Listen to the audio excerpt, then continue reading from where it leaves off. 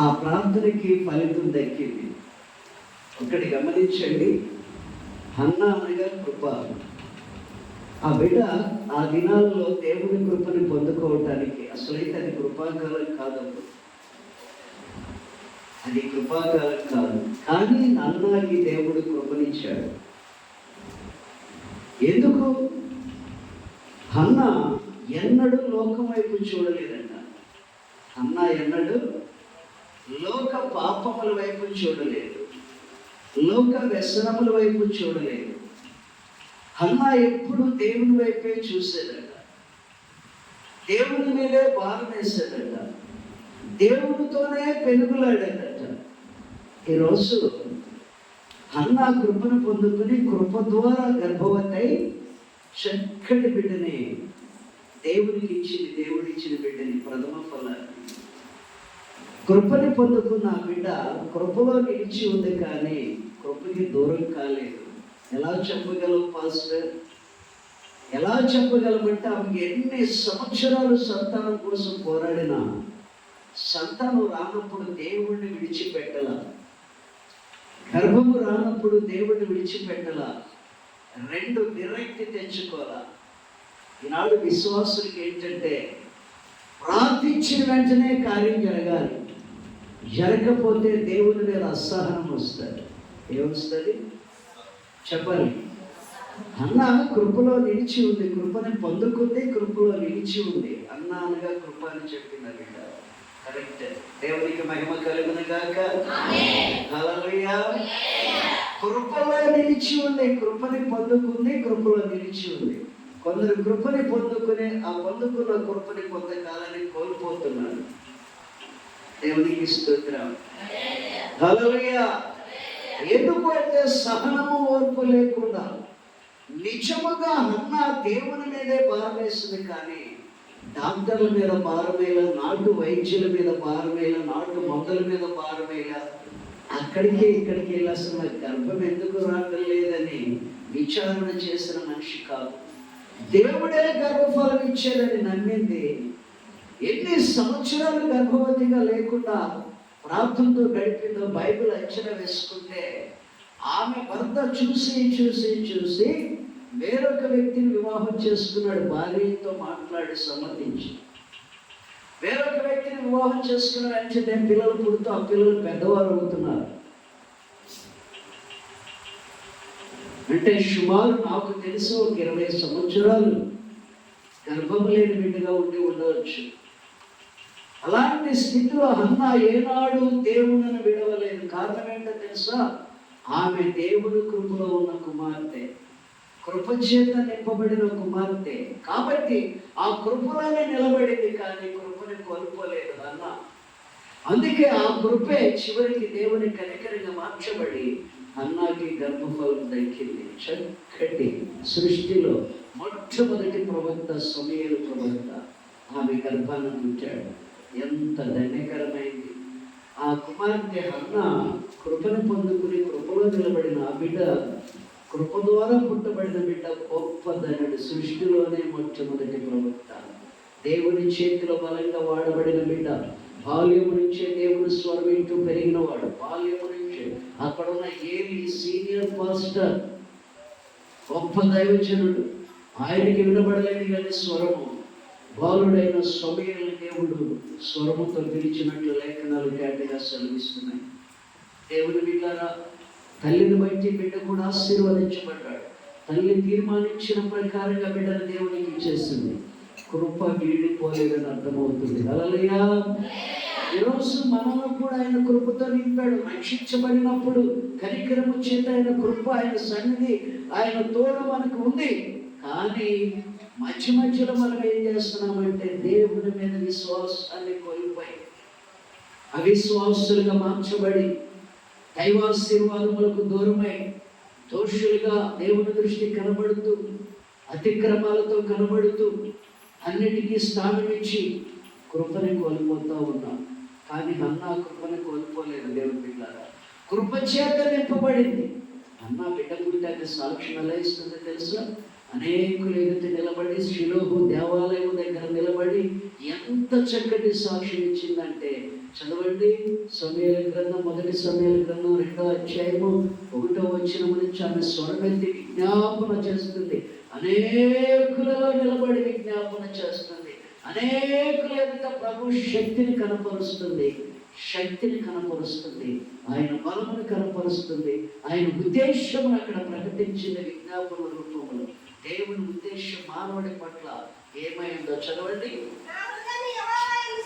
నా హృదయము యెహోవా యందు సంతోషించుచున్నది, యెహోవా యందు నాకు మహాబలము కలిగెను. నీ వలన రక్షణను బట్టి సంతోషిస్తున్నానయ్యా. చదవండి. నన్ను అవమానించి నిందించి గొడ్రాలని నిందించినటువంటి నా విరోధుల మీద నేను ఇప్పుడు అతిశయపడుతున్నానయ్యా. నిన్ను బట్టి నా విరోధుల ఎదుట నన్ను జ్ఞాపకము చేసుకుని నన్ను విడిచిపోకుండా నా హృదయమును తెలుసుకుని నాకు చక్కటి గర్భఫలాన్ని ఇచ్చావయ్యా.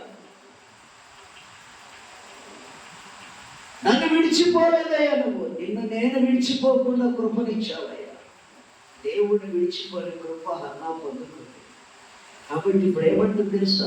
నా విరోధుల మీద నాకు జయమిచ్చిన దేవుడా. అనేకులు ఎదుటి నిలబడి షిలోహు దేవాలయం దగ్గర నిలబడి విజ్ఞాపన చేస్తున్న ఆ కుమారుడిని తీసుకుని వెళ్ళి అక్కడ మృగబడులు తీర్చుకుంటూ ఆమె ఎంత చక్కటి స్వరముతో దేవుణ్ణి గణపరుస్తుంది చూడండి. మొట్టమొదట దేవుని యందు నేను సంతోషిస్తున్నాను, నేను ఆనందిస్తున్నాను, నాకు మహాబలం వచ్చింది. ఈనాటికి ఆ కృపగల దేవుడు ఆయన కృపలో నన్ను ఉంచాడు. కృప దూరం కానివ్వలేదు, కృపని నేను కోల్పోలేదు. రెండవదిగా చూస్తే ఆయన నన్ను జ్ఞాపకం చేసుకున్న ఆ కృపలో చక్కటి కుమారుని ఇచ్చాడు. కాబట్టి ఇప్పుడు నేను క్రీస్తులో బలవంతురాలని, దేవునిలో బలవంతురాలని మహానందముతో నింపబడ్డాను. ఇదిగో ఆ దేవుడు నా విరోధులు నన్ను గొడ్రాలు నిందించినటువంటి ఈ లోకస్తులందరి మీద నాకు జయమిచ్చాడు, ఆశీర్వదించాడు. హల్లెలూయా. తర్వాత మాట చదవండి, ఏమంటున్నామా? యెహోవా, ఆ యెహోవా వంటి పరిశుద్ధ దేవుడు ఒక్కడును లేడు. ఎలా ప్రకటిస్తుందో చూడండి, విజ్ఞాపన చేస్తుంది. యెహోవా వంటి పరిశుద్ధ దేవుడు ఒక్కడును లేడు, నీవు తప్ప మరి ఏ దేవుడు లేడు. హల్లెలూయా. రెండు మాటలు జ్ఞాపకం చేసుకోండి. ఎప్పుడైనా మీరు ప్రకటించారు, ఎన్నో మేలు దేవుని ద్వారా మనం అందరం పొందుకున్నాం. నేను ఆరాధిస్తున్న దేవుడు లాంటి పరిశుద్ధ దేవుడు ఇంకొకడు లేడు. అంత గొప్ప దేవుడు లేడు, ఎక్కడ లేడు అని ఎప్పుడైనా చెప్పగలిగామా? నిజంగా గొప్ప దేవుడి పిల్లలుగా మనం సృష్టికర్త పిల్లలు, మనం అసలైన దైవం అని పిలువబడే దైవము పిల్లలు. మనం దైవపుత్రులారా ఉంది బైబిల్లో, కీర్తనలో దైవపుత్రులారా చక్కగా రాయబడి ఉంది. అందుకే దైవ కుమార్తె, దైవపుత్రురాలు ఏమంటుంది చూస్తారా? యెహోవా వంటి పరిశుద్ధ దేవుడు ఒక్కడును లేడు. చదువుమా. నీవు తప్ప మరి ఏ దేవుడు లేడు. సవాలు విసిరి చెప్పుతుంది. కృప చేత నింపబడిన బిడ్డ ధైర్యము. చూసారా? కృప నిలిచింది కాబట్టి ధైర్యం వచ్చింది, సాహసించింది. ఉన్నట్లు రూఢిగా చెప్తా ఉంది అన్న. ఆ తర్వాత ఏమంటుందో చూడండి. దేవుని గొప్పతనాన్ని ఎత్తిపట్టిన తర్వాత ఇంకా ఏమంటుందో చూడండి.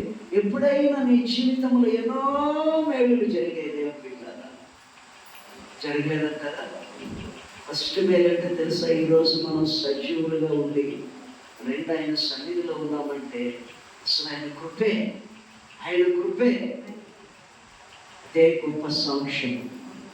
అదే గొప్ప సాక్ష్యం. తర్వాత మనం చదువునా?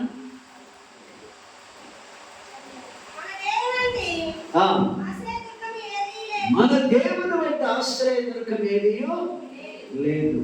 చదవండి, యెహోవా చదవండి, యెహోవా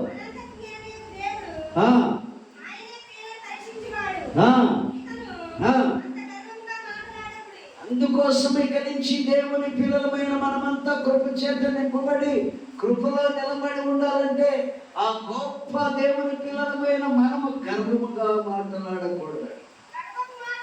గర్వపు మాటలు నీ నోట రానియకు. దేవునికి మహిమ కలుగును గాక. చూసారా, షిలోహు దేవాలయం దగ్గరికి మొక్కుబడి తీర్చుకోవడానికి వచ్చి దేవుడిచ్చిన బిడ్డను తీసుకొచ్చి మొక్కుబడి తీర్చిన తర్వాత ఆమె దేవుణ్ణి ఆ వేల మంది జనులలో అక్కడికి వచ్చినటువంటి బలు అర్పించడానికి వచ్చిన ప్రజలందరి మధ్యలో నిలబడి యెహోవా మహాపరిశుద్ధ దేవుడు, ఆ దేవుని వంటి దేవుడు లేడు. ఎప్పుడే చెప్పారా? ఆ దేవుడు వంటి దేవుడు లేడని. ఈనాడు మన వాళ్ళు చాలామంది ఏమంటారంటే అందరూ దేవుళ్ళే, అందరూ సమానమే అని బుద్ధి లేని మాట మాట్లాడుతూ ఉన్నారు. ఏ మాట బుద్ధి లేని మాట మాట్లాడుతూ ఉన్నారు మన వాళ్ళు.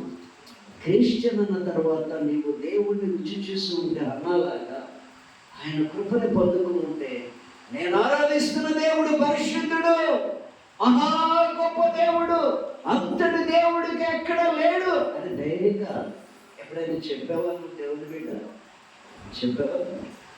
ఇక్కడ అన్నా చెప్తుంది బైబిల్లో గొప్పగా ఎలా ప్రకటించిందో చూస్తారా?